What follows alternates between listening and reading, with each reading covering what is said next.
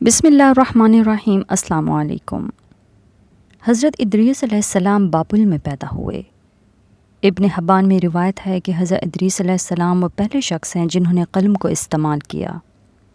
معراج کی روایت میں ذکر ہے کہ رسول اللہ صلی اللہ علیہ وسلم جب چوتھے آسمان پر تھے تو انہوں نے حضرت ادریس سے ملاقات کی۔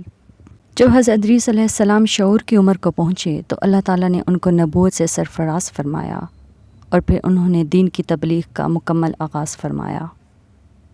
کہا جاتا ہے کہ ان کے زمانے میں 72 زبانیں بولی جاتی تھیں۔ اللہ تعالیٰ نے ان کو تمام زبانوں پر دسترس عطا فرمائی اور پھر آپ ہر ایک قوم کو اس کی زبان میں تبلیغ فرمایا کرتے تھے۔ روایات میں حضرت ادریس علیہ السلام کا حلیہ کچھ اس طرح سے بیان کیا گیا ہے کہ ان کا رنگ گندمی تھا، قد و قامت تھے، سر پر بال کم، خوبصورت، خوب روح، گھنی داڑھی، رنگ و روپ اور چہرے کے خطوط میں ملاحت، مضبوط بازو، چوڑے منڈے، مضبوط ہڈی، دبلے پتلے، سرمگی چمکدار آنکھیں، باوقار گفتگو، خاموش پسند، سنجیدہ، متعین، چلتے ہوئے نیچی نظر، انتہائی فقر و خوض کے عادی، غصہ کے وقت سخت غضبناک باتیں کرنے میں شہادت کی انگلی سے بار بار اشارہ کرنے کے عادی تھے۔ حضرت ادریس علیہ السلام نے 82 سال کی عمر میں وفات پائی۔ حضرت ادریس علیہ السلام ایک انگوٹھی پہنا کرتے تھے جس پر عبارت درج تھی کہ اللہ تعالیٰ پر ایمان کے ساتھ صبر فتح مندی کا باعث ہے، اور کمر سے باندھنے والے پٹکے پر یہ تحریر تھا کہ حقیقی عیدیں اللہ تعالیٰ کی فرائض کی حفاظت میں پوشیدہ ہیں، اور دین کا کمال شریعت سے وابستہ ہے، اور مروت میں کمال دین کی تکمیل ہے۔ اور نماز جنازہ کے وقت آپ جو پٹکا باندھتے تھے اس پر یہ جملے تحریر تھے: سعادت مند وہ ہے جو اپنے نفس کی نگرانی کرے، اور پروردگار کے سامنے انسان کے شفیع اس کے اپنے اعمال ہیں۔ دوستو، اب سوال یہ پیدا ہوتا ہے کہ حضرت ادریس علیہ السلام زندہ آسمان پر اٹھائے گئے تھے؟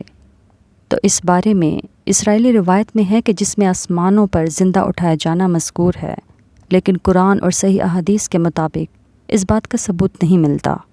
ایک مشہور مفسر ابن جریر طبری اپنی تفسیر میں لکھتے ہیں کہ اللہ تعالیٰ نے ایک دفعہ حضرت ادریس علیہ السلام پر وحی نازل فرمائی: اے ادریس، تمام دنیا والے جتنے روزانہ عمل صالح کریں گے تو میں ان کے اعمال کے برابر تجھ کو روزانہ اجر عطا کروں گا۔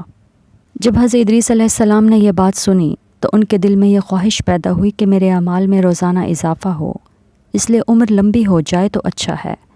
انہوں نے وحی الہی اور اپنی خواہش کو اپنے ایک دوست فرشتہ پر ظاہر کیا اور اس کو کہا کہ اس بارے میں ملک الموت سے بات کرو تاکہ مجھے زیادہ سے زیادہ نیک اعمال کا موقع ملے۔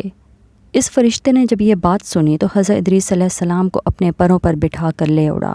جب یہ چوتھے آسمان پر پہنچے تو موت کے فرشتہ زمین کے لیے اتر رہا تھا اور اس جگہ دونوں کی ملاقات ہو گئی۔ دوست فرشتہ نے حضرت اسرائیل سے حضرت ادریس علیہ السلام کے بارے میں گفتگو کی۔ حضرت اسرائیل نے پوچھا: ادریس کہاں ہے؟ تو اس نے کہا: میری پشت پر سوار ہیں۔ تو موت کے فرشتے نے کہا کہ مجھے اللہ تعالیٰ کی طرف سے یہی حکم ملا ہے کہ حضرت ادریس علیہ السلام کی روح چوتھے آسمان پر قبض کر لوں، اس لیے میں سخت حیرت اور تعجب میں تھا کہ یہ کیسے ممکن ہے کہ جب کہ حضرت ادریس علیہ السلام تو زمین پر ہیں، اسی وقت ملک الموت نے حضرت ادریس علیہ السلام کی روح کو قبض کر لیا، جس سے یہ بات واضح ہو جاتی ہے کہ حضرت ادریس علیہ السلام کو آسمانوں پر زندہ نہیں اٹھایا گیا تھا۔ دوستو، امید ہے واقعہ پسند آیا ہوگا۔ مزید واقعات کے لیے ہمارے ساتھ جڑے رہیے۔ اللہ نگہبان۔